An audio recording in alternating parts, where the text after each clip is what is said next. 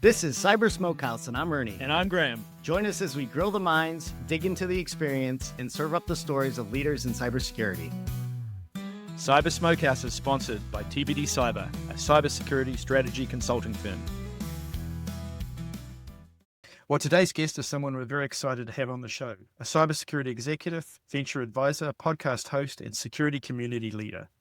He has spent over 18 years in cybersecurity, leading globally distributed teams across financial services, manufacturing, healthcare, and pharmaceuticals. He serves as an expert for Primary Venture Partners, one of New York's premier early-stage venture firms, advising founders building companies like Alloy, Latch, and K Health. And he hosts his own podcast, Guardians of the Data, and is an active in the security community as a member of InfraGard and the ISSA. He is the field CISO at Sentra. Ward Balcerzak, welcome to the show. Thank you so much for having me, gentlemen. So, Ward, we really like to dive in. So, we are the smokehouse. So let's light the fire and crank up the heat in the smokehouse. So every smokehouse runs on a different fuel. What's driving most of the heat in your world right now? So not the buzzwords, but what's the real operational pain? Yeah, I mean, the real pain for me, it's really an opportunity, right? I've been a data security guy for going on 2 decades at this point. And never got a lot of love in the past, right? I got a lot of love 2 decades ago. Then folks are like, this is hard. This is expensive. This is not worth our time.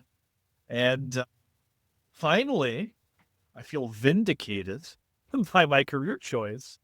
And folks are taking a lot of interest and many reasons. But, finally, I'm getting in a lot of conversations, advising a lot of, prospects, customers, whatever. And it's exciting, really exciting times right now. Why do you think that is? And, I've spent a lot of time in the space, and I think that's why we've always connected. In our roles in our company, we've had a lot of luck. Like a lot of our business is in data. And I always kind of wonder, is it because the tooling has caught up? For a long time, the platforms just couldn't keep up. They'd all topple over. Is it just because people think of me as a data guy as well? So that's why they call me. Is it the excitement about AI? Like, why is that? What's changed over the last couple of years that's just made it sexy? Well, I shouldn't say again, that's just made it sexy finally. Finally. Yeah, definitely not again. That's for sure. But, a lot of different things, I think. So, certainly, unfortunately, I hate that I'm going to say it. I'm going to open up the door to this topic, but AI is definitely pushing a lot of it, right? A lot of companies are adopting it for good or for bad, right? Pandora's box is open and nobody can put that lid back on.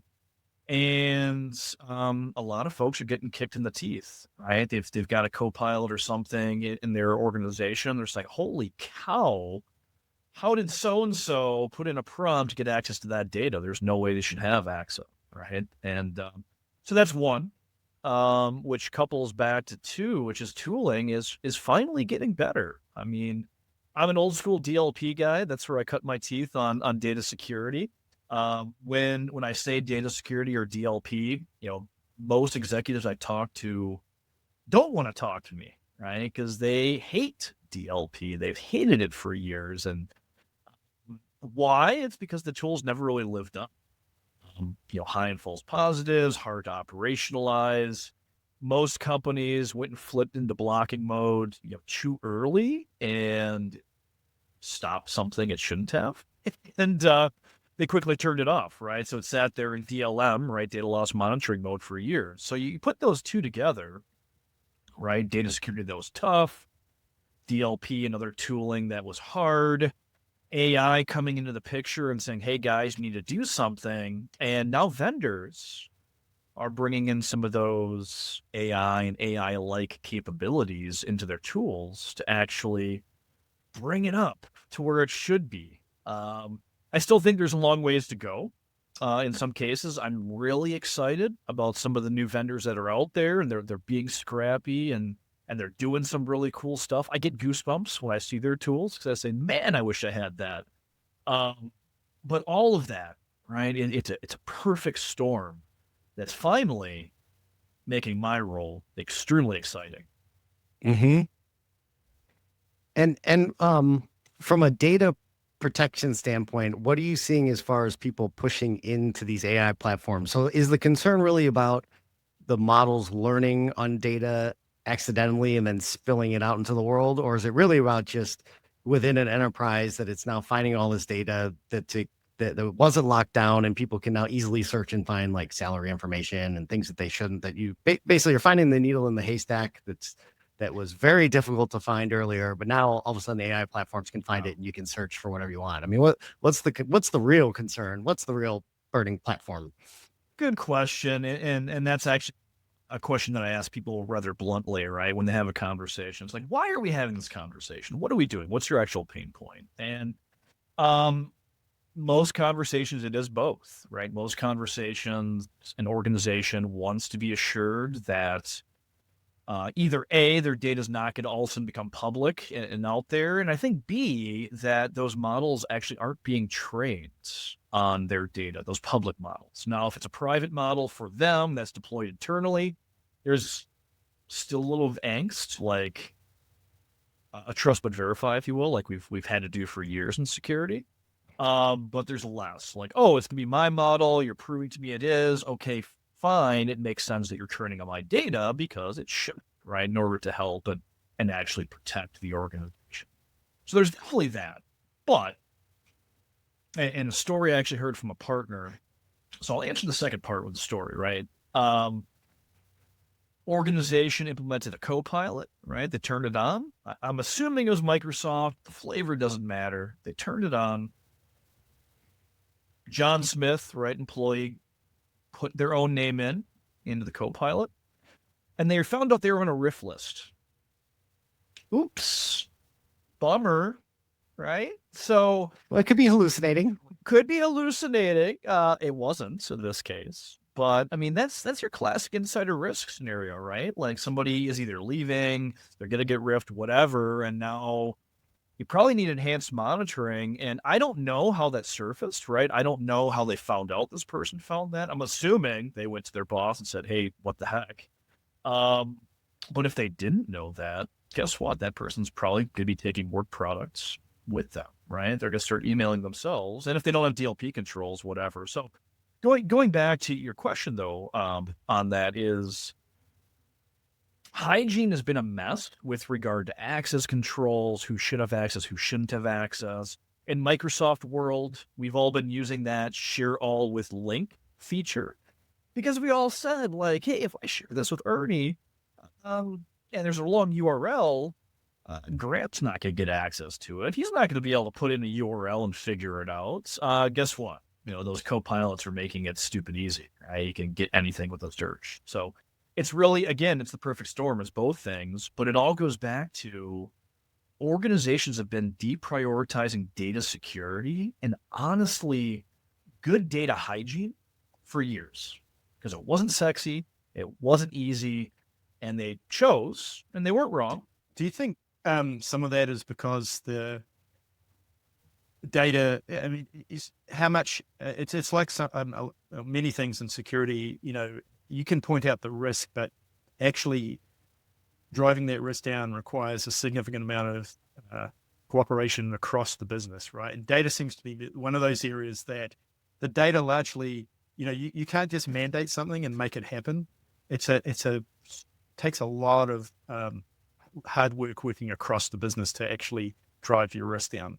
Yeah. I mean, this conversation comes with quite a bit, and going back to my own, but before my current job, right, when I've actually was in an organization building data security program, I always told my employees, congratulations.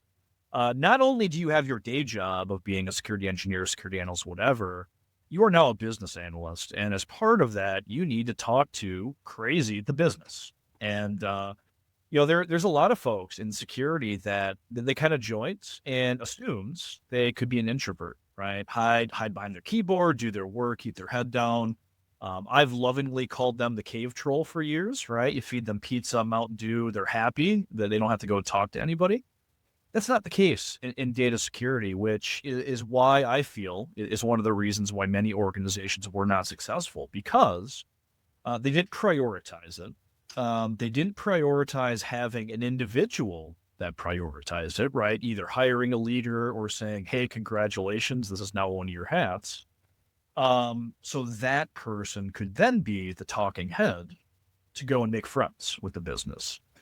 If organizations had a BISO or a BISO, who, whatever we say, tomato organization, some of those it made it easy, right? Because you could work with that BISO to say, hey, here's what I'm doing. What are your concerns? And they were kind of that business security liaison. That's what I had when I was at Allstate. Super successful. Is a great way to have that visibility, but other organizations don't have that. So it takes dedicated time, effort, and focus to go and make those friends, to have those conversations. Because if you don't, kind of like any other security control, you're not going to be successful, right? Doing what you need to do, because you're always going to be fighting the business. Ward, I'm curious, kind of switching on the other side for the ones of us that had to dig through all the alerts and things that are coming in. How is AI going to help us? I think a lot of us are excited, about the potential. Is it there yet? Like, is this our savior? I think it's starting to get there, and again, I think there's a ways to go in some facets, some cases. So, data security is pretty broad, right? I know I'm preaching to the choir to you guys, but to any listeners, when you hear data security, most folks think DLP, right? Like I said before, and DLP was always, very noisy, a lot of alerts, and shoot, if you configure something incorrectly, you could very quickly have 10,000 plus alerts that, congratulations, now you got to do something with it, right? And if you're piping that all to your SIM, now it's going to be a garbage in, garbage out scenario, and hugely impactful. So on the DLP front, I'm seeing some really cool stuff going on from like a policy creation perspective. You don't really have to be, grandmaster in regex anymore. My team's always had a book, actually, right? We were a big Symantec shop for a while. Symantec had kind of its own flavor of regex. All my engineers had a book that they had to refer to.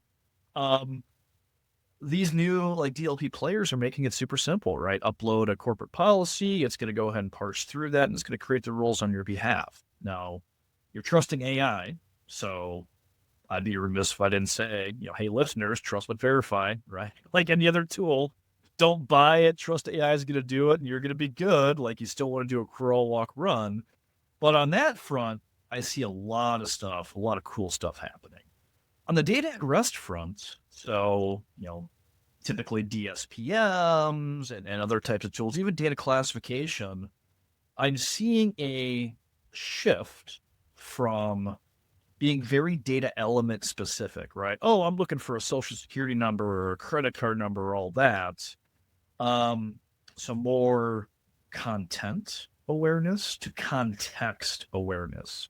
Hey, I see a social, but based on other information in there, I know this is a W-2 versus an I-9 versus a whatever. And that can be super helpful, taking that to the nth degree. I'm using privacy information as the example, but you can even use like intellectual property and whatnot. It makes it easier to identify, easier, not easy, right? Makes it easier to identify truly what is important. How do I need to protect it? And then pipe that information into your DLP platforms or your classification engine or whatever. So really good stuff happening there. I think the one space that honestly I haven't spent a lot of time recently looking at because it's not part of my day job, and it impacts a little bit of data security, is more of the behavior analytics front, right? So like UEBAs and stuff like that, those have been around for years. They also have gotten a bad rap like DLP technologies because they took a long time to get value. Maybe they were hard to operationalize, all of that stuff. I'd like to think folks are using AI in that as well, right? Be able to build a baseline, couple that with, hopefully great identity information, and finally bring that up, right? So if you bring all of that together, it makes for a very interesting data security ecosystem that, AI can really enable, and you no longer, hopefully, have to hire an army of analysts just to get through all the alerts. Yeah, it's funny. The UEBA market in the early days was really dominated by a couple players, and then everybody bolted it onto their platform. So it was a big Me Too market, and then it just got confusing. But AI, I believe there could kind of, it just needs to get redefined, but the ultimate purpose of it could be actually useful again. And we're seeing it a little bit in like the AI SOC tools, right? So that's what I'm wondering. Again, I haven't looked at it very closely because it's not part of my day to day, but we've got AI enabled SOC tools. I'm sure AI is getting built into SIM tools. To your point, Ernie, like that's where a lot of that was going. And that's probably the right direction. Do folks really need a standalone behavior analytics platform? Probably not. But do they also need 6 different behavior analytics platforms baked into each and every tool? Also, probably not. So you got to find that sweet spot because, like, behavior analytics, at least in my opinion, should be across the entire ecosystem. Otherwise, what are you actually baseline? All right. Well, I got one more data question for you, and then we know you're much more diverse than just data, so we have a couple more questions for you on that. But so do you run into? I'm curious what happened to the database activity monitoring space. So like the traditional, really, there were just 2 players. There was the Imperva Guardium space. Are people still using those platforms, or is it just highly regulated? Banks that are using them, or is that going away? Do you know? Like, I don't see them that often, but that could just be our customer base. Good old damn platforms, right? Yeah, database activity monitoring. So it is interesting. I too dealt with those platforms. We had to have them in the financial space that we were having, but they were also, just like I said with UBA, they were tough to get in there, tough to operationalize. And those players you mentioned, they often took a lot of infrastructure to actually get up, especially if you had a lot of databases out there. And on top of it, right, plus one, you had to work with all those various database teams, right, to actually get it up and running and going. I am seeing a little bit of a consolidation play, and I'm seeing the consolidation going into the DSPMs of the world, right? Now, what I'm not necessarily seeing yet is the activity monitoring piece. I'm seeing the database discovery, right? So most of your DSPMs are doing structured, unstructured, and semi-structured with regards to not only repositories, but data itself. From a what the heck is there, who's got ownership, what's its sensitivity, what's its exposure, I see the logical progression there to do the activity monitoring, right? So instead of having a Guardium or an Imperva or whatever, right? There's probably other players out there these days. You'll bring all of that into one platform, and really operationalize it there is kind of what I'm seeing. I don't think it's going to go away. I feel like, damn, right, that the idea of activity monitoring is incredibly important, both from security, but also from an IT perspective, right? So I saw a lot of DBAs actually being very interested in that information, right? Who's actually in there? What are they doing? And using that for, more of a operational nature, an IT operational nature, not a security operation. I think the interesting thing about that is, I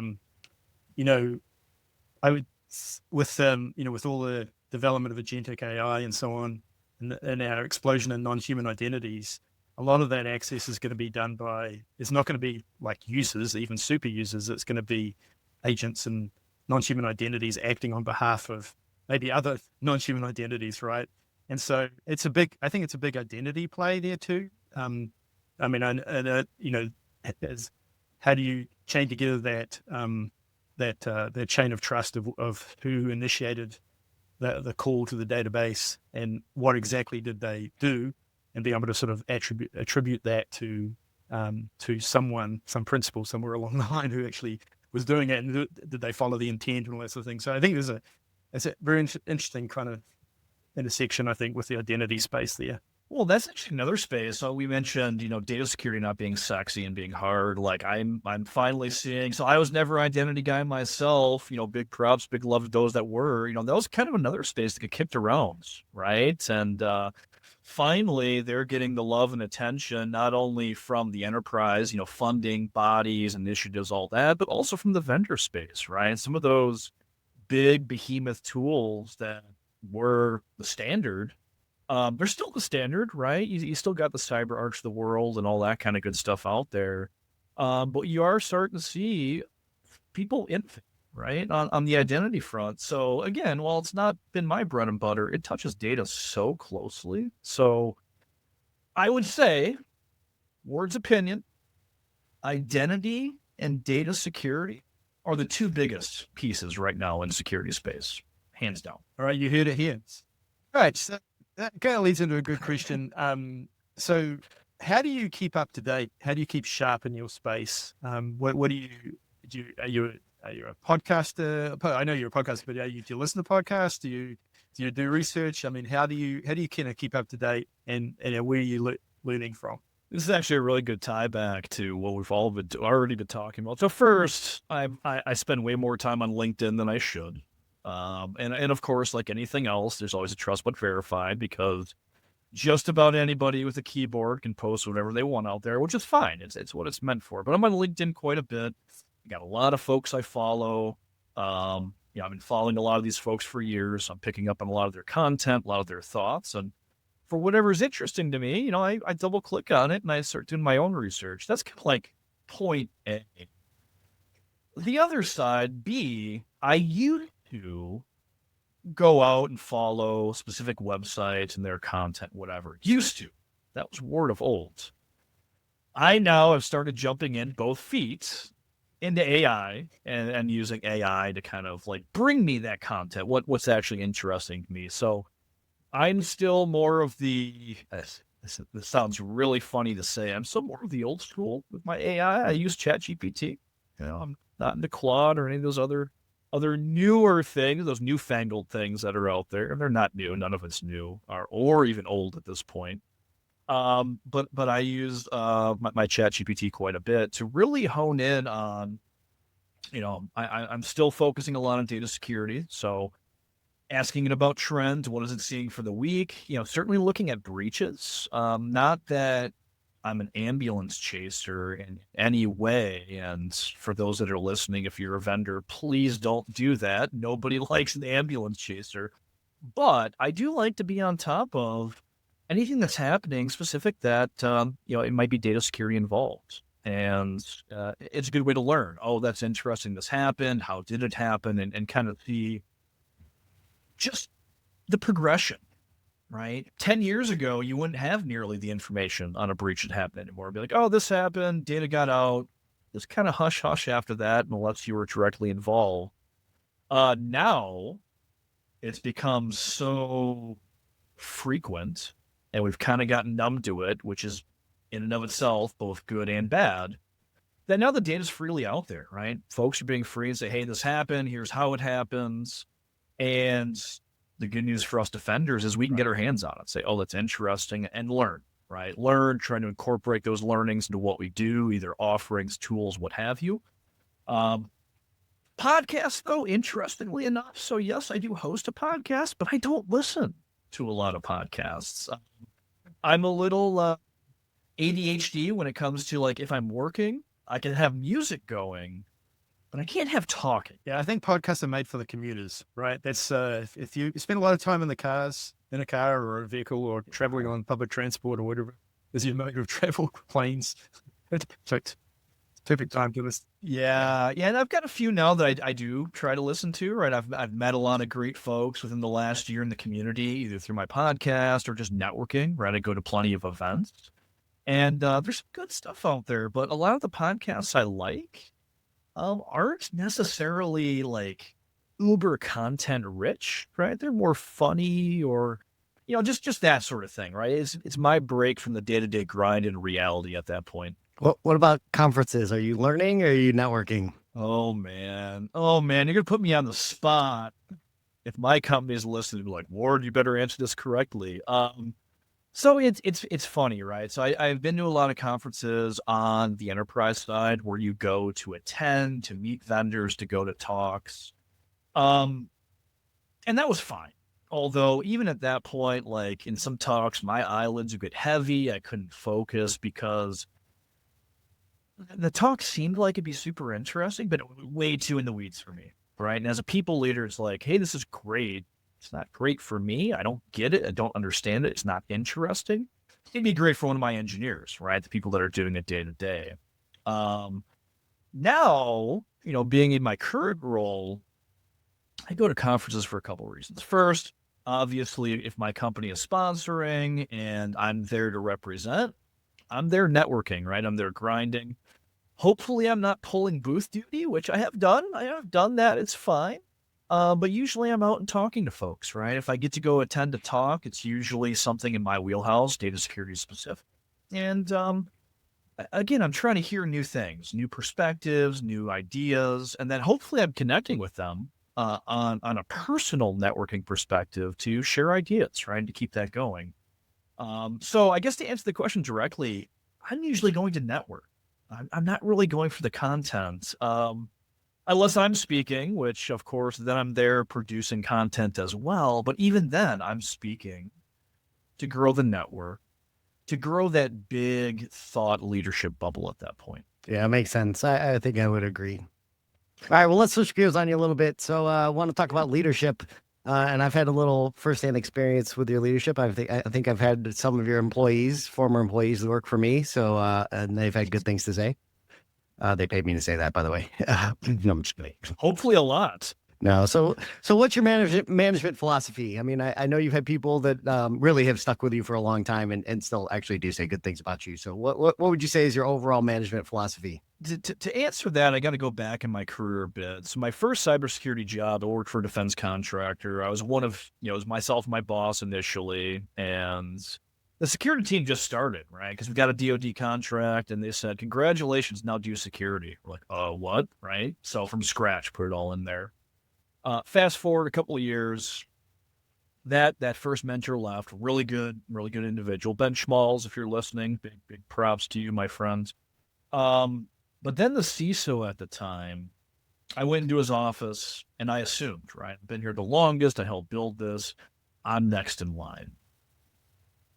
I was in my mid-20s, so I kind of had the chip on my shoulder and all. Actually, I know it wasn't kind of. I had the chip on my shoulder, right? I thought I was way too big for my britches. But he said, "Ward, you will never be a leader," is literally what he was said to me in the office. Now, if he meant it or if he was challenging me, it didn't matter because my 20s, testosterone flaring, challenge accepted, right? I was going to prove that guy wrong, and I was going to go ahead and do it. Now, on top of it, he wasn't a great leader. So I left soon after that. No surprise, right? If I see that I can't really go anywhere. So I moved into consulting. And that's really where it kind of took off, right? Starting to get, more experience, see more things. So I did consulting life. I worked for a vendor early on. I went back into the enterprise and I got that first true leadership role. And I say, you know what? I'm going to emulate everything good that I've seen, right? Everything I liked, right? Being people first, being empathetic, being the sword and the shield for the team, right? So defend them when it's new, go and beat people down if there's roadblocks, right? Clear all those things. And I'm going to stay away from the things that were bad, right? So, being overly negative, micromanagement, all of that stuff. So I've tried, right, to emulate that over the years. I've had some great mentors that I still talk to on a daily basis. I would name names, but there's probably too many, and that's boring for the listeners at that point. But that's how I try to lead. Now, unfortunately, people leadership has different headaches than technical leadership, right? You've got, instead of, hey, this thing's not working, I'm going to troubleshoot it to get it working. Now it's, hey, this person isn't working. And you got to troubleshoot that, but it's a different approach, right? Now you've got HR, you've got all those other things involved. So, it's the good with the bad. And it really goes back to being a person, right? And treating people as people, and also treating them as adults. Right? Telling them flat out, I hired you to do a job. I hired you for a reason. This is not a daycare, right? I've got a 5-year-old. I deal with daycare. I'm not going to deal with daycare in corporate America. So please do your job. Please do it best. And I will help you as best as I can. Well, that's a good point. So, to go with our smokehouse theme. So, great leaders like this pit masters know when to tend the fire, when to leave it alone. So when do you find the balance? So when do you let your team kind of run around and try to figure it out? And when do you go, guys, like, I got to step in. Like, here's when I need the help. Like, what's the point where you? Because sometimes like coordinated chaos is good, right? So that's how they learn. But sometimes you're like, dude, they're not going to figure it out. Yeah. And it's been so coming up from being highly technical in the trenches, it was always hard for me to say, like, look, I could do this in 2 minutes, or I could stand back to your point and watch the chaos and just see what happens. And I've had to do that quite a bit. Early on in leadership, I did grab the reins, too early a few times.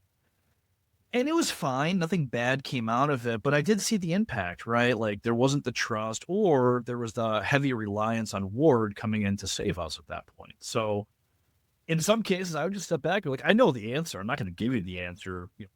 Go do these things. And a lot of that, like the troubleshooting part, like it all came back to like the simple, I always call it follow the packet, right? Like don't assume it's the most exotic, convoluted, complicated fix. Like maybe you've got an endpoint firewall that's not allowing the traffic. Start there. I can start with the easy stuff and check that out. But it's been tough. But the other thing that I've done is every team I've built, eventually I have identified a lieutenant, right? That is my right hand or left hand individual to help manage the day-to-day. And for me as a leader, because I had good mentors, I saw that as paying it forward in some cases, right? Like, hey, do you want to be a people leader? Everybody assumes I got to get into people leadership to make a lot of money. That's not true, by the way. But if you truly want to be a people leader, I saw my job as a leader or a mentor to help them get there. So that was kind of the first step. Like, hey, you want to get there? Like, let's make you a technical lead. You're in charge of the day-to-day. I'm going to have trust in you, at least eventually, to make a lot of calls for the team and yourself. And I take the people leadership still. I keep that and they deal with that. So that's what I've done a lot in my teams, right? Nominate a lead or two, and then have kind of a hierarchy, right? There's my lead. They do these things. Here's my seniors. They do these things. And then certainly there's, juniors or whatever at that point. Okay, so that's nominating. How about recruiting? What's your secret sauce for recruiting and bringing in talent? That you guys have hired too. I'm sure you get it, but that's definitely a skill that's ever evolving, right? And I'm not even going to bring AI into this conversation because luckily I haven't had to deal with that, right? Interviews and people using AI for it. But I would always look initially for specific technical skills for a lot of my data security team, right? So if I'm hiring, I've got a new, say, DLP, maybe Zscaler, right? Maybe I got Zscaler. Hey, I need someone who knows Zscaler, right? If it's a senior position. So that's the hey, talent acquisition. I need you to go find somebody who's got X amount of years of this thing, these things, bring them in to talk to me. So that's like the easy TA button, go find me these skills. Granted, you have to know what skills you need, right? So you're kind of looking at your entire team. Where are our gaps? What are our knowledge issues? But when it came to interview time, I almost never asked technical questions. Almost never. Certainly if I was hiring a lead, yes, I would challenge them and see what they're going. But if I was hiring a senior and those guys, no. I would ask more conversational questions. And I was typically looking for consultant qualities, right? People that have either been in consulting or just understand what it means to have a conversation, to listen and say, oh, that's interesting. They're saying these things, but maybe they mean these things, right? And knowing the proper questions, either directly to ask or guiding questions to get through it. So I would look for, consulting background, even help desk background. Hey, if you're on the help desk, you dealt with a lot of BS and you dealt with, hey, my computer's not working. Well, okay. Is your monitor turned off? Is it not plugged in? Is it on fire and smoking? You had to ask questions and also in chaos, bring order. So I would look for those qualities typically. That makes sense. All right, I got one more question for you, and then we'll transition. Obviously, we'd love to hear more, and we only have so much time. So, all right. So, what do you think is the most important leadership lesson you had to learn the hard way? You can't be friends with all of your employees. Yeah, that's Be blunt, right? So, I mean, the good news, and you kind of said it, don't know if you're joking or not, but I have had great team members over the years. In fact, some of those team members, like, I'm not leading them anymore. I still talk to them on a very regular basis, right? We text, email, LinkedIn, whatever. And it has been an absolute pleasure for me to see them grow in their careers, right? A few folks that I tried to challenge early on said, hey, you'd be a great leader. They told me to, you know, piss off essentially. Like, no, I don't want to do that. I want to stay technical. Like, one of those individuals now leads a couple organizations. I was just talking to him the other day. I was like, holy cow, dude, like finally, I knew you could do it. So I've stayed connected through being personable, right? All of that. I hope being a good leader, I hope enabling them, giving them the at-bats they needed, giving them the pushes. But then there's also the flip side, right? Not being friends. There's been a few people where really liked, right? Really got along with. We had a lot of similar interests, but quite frankly, as an employee, they were awful, absolutely awful. And early on, I found it hard to break apart personal from business, right? To say, hey, we could be friends, but now I'm going to put on my boss hat and tell you, you need to shape up. You're going to be on a PIP or whatever it ends up being, if it is there. And like, if you can't shape up, maybe this organization is not the right place for you. And I'll tell you what, that's hurt a few times personally, right? Being a true empathetic people leader, it has hurt to say like, dude, you're not doing good. What's going on? And there's been a few of those conversations that went well, right? They told me what was going on. It was easy for me to help fix. They got back on the right track. There's been a few others that I had to manage out. And I do still talk to those folks too. But it was a very tough lesson to learn. Yeah, it's tough, and you have to run a business, and I get it. It is tough. It's a tough balance. I had the same thing in hiring though too. Like, I have a great interview. I have somebody I really likes, like, and I want to give you a job, because then you hear like, oh, they're unemployed. They've been unemployed for a while. It's like, man, like, I want to give you the job now. I want to give you the money you need. I want you to start tomorrow. But then it's like, shoot, they're not the right fit. I can't actually use them. So that's the other part that's a bummer about being a leader. You can't hire and give a job to everybody. All right, so let's before we wrap up this kind of section, want to ask you a couple of questions about kind of looking forward here. So, as you work with organizations, what's the one initiative, or what's an initiative that you see out there that requires kind of that slow burn that needs a lot of patience to execute? Have you got something in mind that organizations are working on that they just need to be patient and see it through? Yeah, I'm gonna give the obvious answer, but I'll give you the reason why. So I think the obvious answer is bringing AI into the organization, bringing AI in correctly, right? So there's the project of, hey, we're bringing it in, whether it be a Claude or a ChatGPT or a Copilot, or there's the, hey, we've already got it, now we gotta unmess up what we did there, right? It's both tracks, but the reason I think people need to take a breath and do a slow burn is there's a lot of knee-jerk reactions that are going on both sides. Like, hey, I'm going to bring in ChatGPT. I now need to do all of these things, right? I need to classify all my data. I need to bring in all these tools. I need to do all of this stuff. And I need to do it in 3 months. And it's the same darn thing of, projects of old, putting DLP in too quickly. Like, that's great that you want to do it. If you have corporate buy-in and corporate culture that supports it, amazing. Go for it, right? If you have all of those. But if you don't, which I would say most organizations don't, then don't do the knee-jerk reaction. Like, take a breath, zoom out, figure out what you're actually trying to accomplish.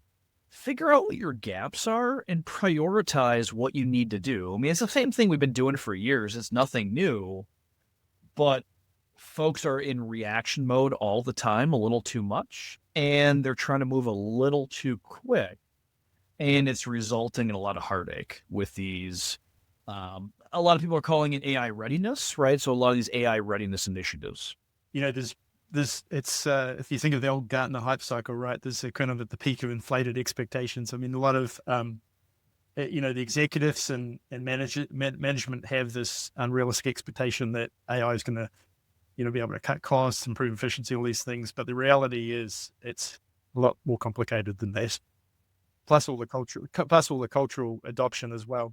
What do you mean? Give me access to Claude. It's all good at that point. Like, okay, yeah, we could. That could be the answer. And it takes those leaders, the poor CISOs out there, right? Like they're having to deal with these conversations on a very regular basis. And it's the successful folks right now that are out there, in my opinion, are the ones that are able to delicately tap the brakes and slow down momentum ever so slightly. It's not stopping.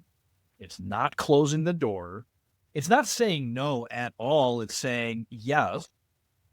And here's how we get there properly. And being able to show that progress. Again, it might not be the speed of light like the business does, but it's being able to say, okay, well, we'll get there, and quickly being able to show that roadmap. Very, very much so. All right, so let's stare into your crystal ball for a moment, Ward, and tell us, what's a big prediction? Make one big prediction about where cybersecurity is going to be in 5 years. Oh man, 5 years! Holy cow!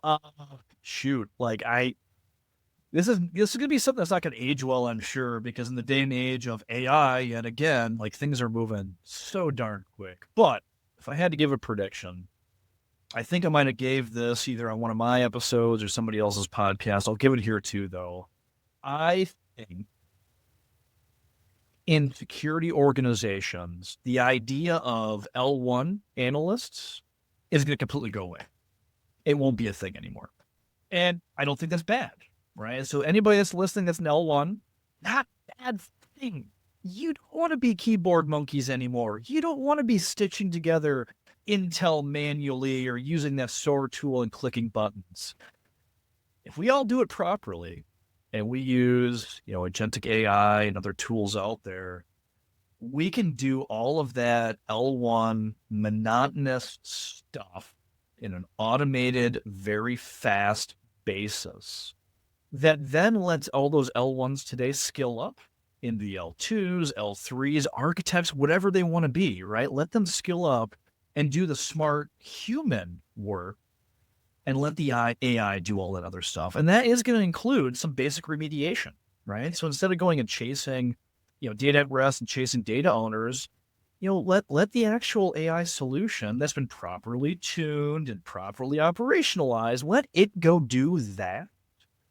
And you be there to be the business analyst, to do the smart engineering work, to do those smart things, to truly level up a security department, not just keep doing the same junk. Yeah, I think the misnomer is you're not going to get rid of level effort. We're going to find other things to do. We're not going to get rid of junior employees. They'll just find different roles, but the monotonous stuff will go away. So we'll still need people. And I think we're overhyping the elimination of people. And I think that's where, unfortunately, some executives, right, we're seeing it, right? We're seeing layoffs due to AI. They're looking at it wrong, in my opinion, right? Like, hey, let's get rid of people. And I think there's on the other side, right, that the practitioner side, I think there's a lot of fear. Like, oh my God, my job's going to go away. And I would say to both sides, no, right? First, no, big NO, like, let's not do that. Let's not move forward in that route. But I think also, if you're worried about it, do something about it, right? If you're worried your job's going to go away or be replaced by AI, start looking at how to level up. Start looking for additional projects. Start looking for additional exposure. Have those conversations now with your manager or even your skip level, if you do those, to say, I think I want to do these things, or where do you need me, or how can I help? Because if you're sitting stagnant, yeah, you might be replaced at that point, and that's a bummer. That's a bummer for everybody involved. Yeah, that's good advice. All right, I want to switch gears a little bit again, Ward. All right, so we've been in the fire for a while, and it's time to step back from the pit and get to know who's behind the tongs. And I'll translate that. We want to learn a little bit more about you. So, if you All look right. back in your early days, did you just know you were going to be a cybersecurity professional? Like, what were you going to be, and like, where did it flip to? Like, what was the transition? I love this, Ernie. I actually get to tell my superhero story here. I love this. I love this. I could see you like you want to be an astronaut or something. I could tell. What was it? Actually, so funny. You're not far off. So, um, I originally went to college, bachelor's degree for geology. That's what I was going for, earth science. In fact, I don't think I have any in my background, but I got a lot of crystals and gems in my house, stuff I've actually found myself out in the field. So I was doing a geology program, my local college. They're one of the top geology programs in the nation. But I actually wanted to pivot to oceanography. That was my dream. I wanted to be in the water. So I spent a lot of time.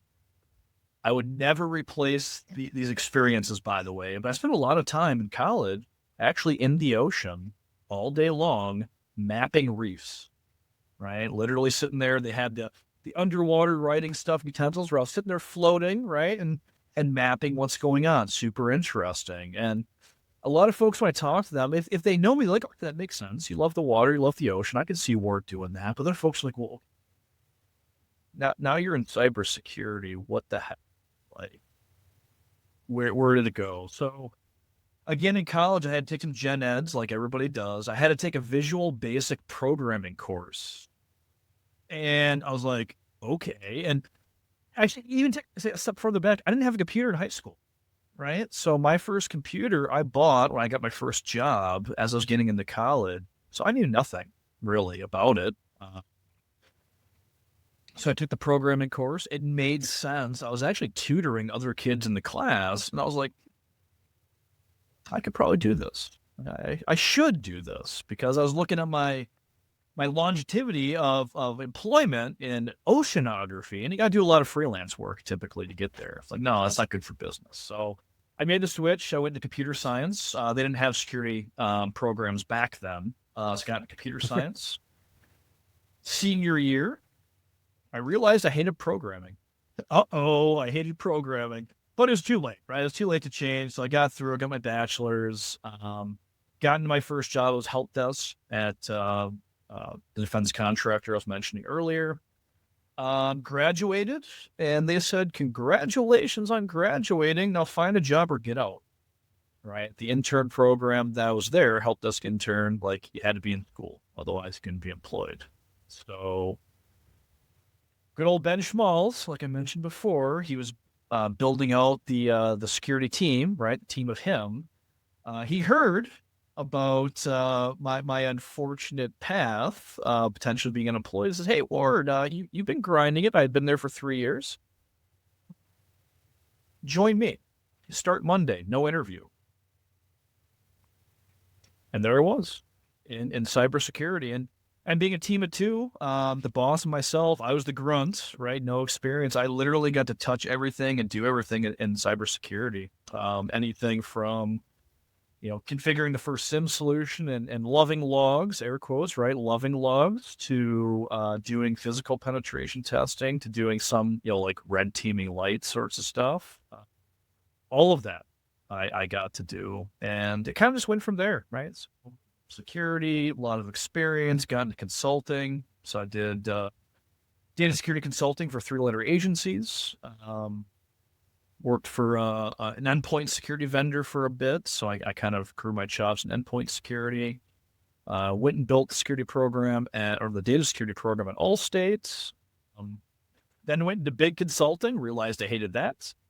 And trip stumbled, fell, and now I'm the field CISO at Sentra. So I get to take that culmination of all that experience, all the battle scars that I've gotten over the years, all the wounds on my back from the lashings, and finally evangelize, right? What it means to be a professional in the industry, and hope to steer people clear of some of the stumblings I had early on. I did not take you for early environmental hippie. I did not know that. That's very cool though. It's an interesting journey. It's a lot of fun. And I'll tell you what's even more fun, Ernie, is my son's 5, and he also loves, I mean, typical 5-year-old, like, loves dirt, loves rocks, loves gems. Like, I can nerd out, like, oh, that's actually, fluorine, or oh, that's actually rose quartz. So everything is granted to him. Like, no, hold on, that's a rock, it's not a gem.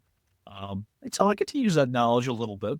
I just cheat and take pictures with AI. It tells me. Well, that's the unfortunate nature, right? Like, good news, bad news, right? Like, my knowledge, like, I can look back, I can feel nice that I did it all, but you're right. Like, you don't need it anymore. You can use AI to tell you. Yeah. All right. Well, so I know you like mentoring. So, we like to think that we have upcoming early professional listeners. If you could give them advice, people trying to break into the industry or just new in their careers, what would it be? So, I would say it's a couple things. At first, don't get a degree and assume you're going to get a job, right? I think back when I started, that was the case, right? You had to have a degree to get in. I mean, I got my master's because my first job to be a manager, you had to have a master's degree. Like, now that's not necessary. So don't assume getting a degree or getting a certification is going to land you that job. What you do need to do is network. You need to reach out, go to local event, go to your local B-sides, go to your local con, whatever it is, meet people, talk to people, scary enough, shake hands, connect with people, get a LinkedIn early, right? Get a LinkedIn account. You don't have to be an influencer or try to be an influencer. You don't have to post every day, but follow folks, right? Connect with folks. And the more you grow that network, the more you talk to individuals, the more opportunities you're going to naturally have to learn, to be involved with things, or to get jobs. Every single one of my jobs I have gotten, other than that very first one, has been through LinkedIn. A lot of folks I talk to, that has been the case, right? And you think about has been through LinkedIn, you mean LinkedIn got you the job? No, my network. Right? My network has gotten me those opportunities, or I've seen those opportunities through my network. So that's the big piece. Like, if you wanted to get in cyber to be introvert, these days, sorry, like, unpopular opinion, you're gonna have to be or pretend to be extroverted a little bit. That's good advice. Yeah. And I graduated during a little bit when the .com crash was happening. So I feel you. There are not jobs just sitting there all the time. So I feel the people out there that they're there. So the degree does not always get you the job. Well, and there's a lot of, so actually what I didn't even mention there, Ernie, is there's a lot of folks that are trying to get a job right now alongside those seasoned professionals that are currently unemployed due to a RIF, due to AI layoff, whatever, or maybe they're changing jobs, right? So it is a highly, highly competitive market. And the only way you're going to get visibility or get seen or probably even get considered is to do those things, network competitions, whatever. All right, so we can't live without talking about the smokehouse, and that means different things to different people.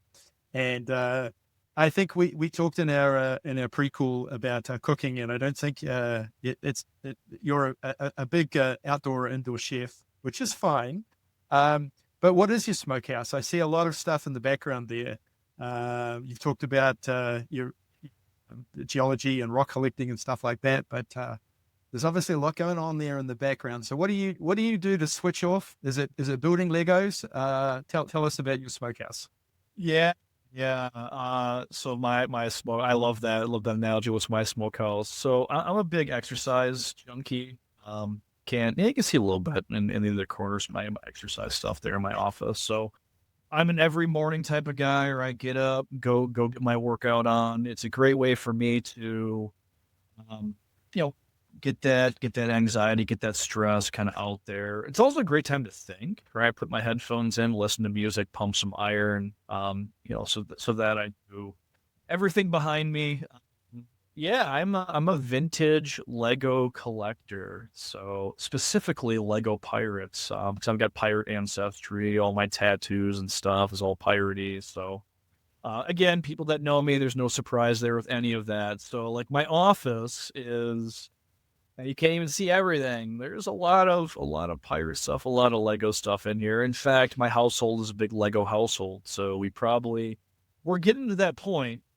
There's a few memes out there with it that you're a Lego junkie when your spouse accepts that becomes art. right, in your house. And my wife has a ton of Lego. My son has a ton of Lego. That's big. I'm also a video game junkie as well. So video games, Lego, working out. I'm also an outdoorsman, so love to fish, love to go shooting. Another good way to blow off some stress and go touch grass every now and then. Yeah, absolutely. So what's the biggest, most challenging Lego you've had to put together? Ooh, that's a good one. Actually, I don't even know. Actually, I do know. It'd be one of the vintage sets. So it's funny, like as people that know Lego, or even if you have kids, right? Lego has gotten incredibly expensive over the years, right? Incredibly expensive, and many reasons for that. But the build process of Lego has gotten easier, right? The instructions are a lot easier. In fact, my son, he's 5. He's putting together, granted, younger Lego all by himself, right? He doesn't need mom or dad to do it. He can follow it himself. The vintage stuff, however, some of the instructions are janky. The pieces don't always fit together properly. And you spend half the time, like, holding things together like this to get it to actually all stick together. So I would say any of my true vintage set from the 80s, like, it was kind of a bear because also the pieces are old, right? So they don't snap together as well anymore. But yeah, I haven't gotten. If you ask somebody else that it's a big Lego junkie, they'd probably tell you like the new Lego like Death Star, right? The $1,000 Lego set and all there. It's yeah. And I tell you, I'd love one of those, right? So anybody listening that wants to send me the Lego Death Star, I would not say no. Yeah, we got into them during COVID. My daughter, and she's gotten really good at them, and she builds them too fast, and they're expensive. So I'm like, dude, you gotta slow down. And she got to do them one-handed or something to slow down and enjoy them. I don't know. Blindfold them just by feel. Well, hey Ward, before we wrap, where can people find you, follow you? What do you got to plug? Where's your podcast? Where's my podcast? So, Guardians of the Data shows the podcast. It's on all the major channels, just like Cyber Smokehouse is. We have a YouTube channel out there for it as well. But the big place to follow me is going to be LinkedIn. So I am the only Ward Balcerzak in the world. Balcerzak is a mouthful, so just search for Ward, you'll find me. Again, I'm on there far more than any human logically should be, and I do accept just about every connection request. If you're gonna connect with me and try to sell me certifications, the big answer is no, I will not connect with you. But just about anybody else, right? Connect with me. Feel free to reach out. I do travel a lot these days, so I may not get back to you right away, but I'd love to meet more and more folks out in the industry.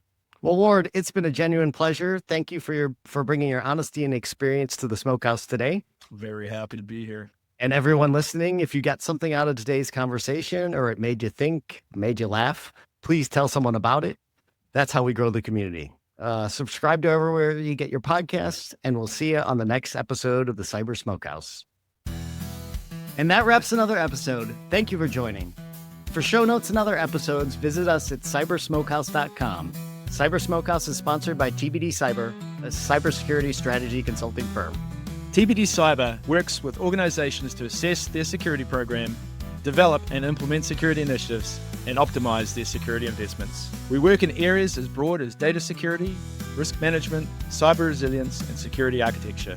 Our clients value us for our extensive expertise and independent advice, which is why we do not sell security products or deliver managed security services. If you want to work with a trusted advisor, we can help. You can learn more at tbdcyber.com. We'll see you on the next one.